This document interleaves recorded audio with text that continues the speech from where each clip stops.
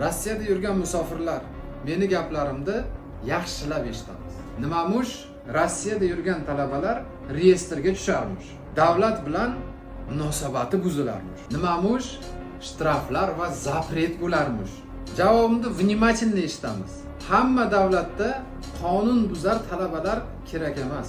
Aksincha, qonunga bo'ysunadigan o'qimishli talabalarga muhtoj. Xalqimizda bir gap bor. Kelajak yoshlar qo'lida. Obrazovaniya sohasini bilmaydigan insonlar xalqimizni bilimsiz bo'lishiga sabab bo'lib qolyapsizlar. Men sizlarga o'z tajribam va yordamim bilan bo'lgan talabalarni misol tariqasida ko'rsataman.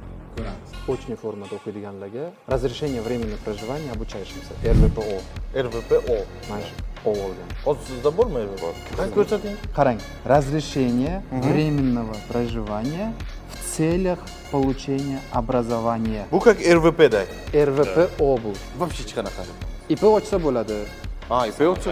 Самозанят, IPO ochsa bo'ladi.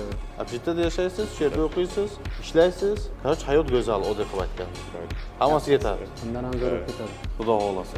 RVP ni bitta solishtiraylik, RVPO bilan RVP ni. Farqini qani bir ko'rsatingchi? Da, qarang, bu yerda. RVP. Qarang. Разрешение временного проживания. Ko'ryapsizmi? Просто Bu yerda RVP. образование Да, dedi. в целях получения образования.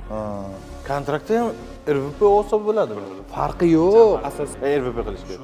O'sha 3 oyda. 3 oy vaqt ketdi. A pulchi? Arslon akasining xizmati bepul bo'ldi. Bepul bo'ldi.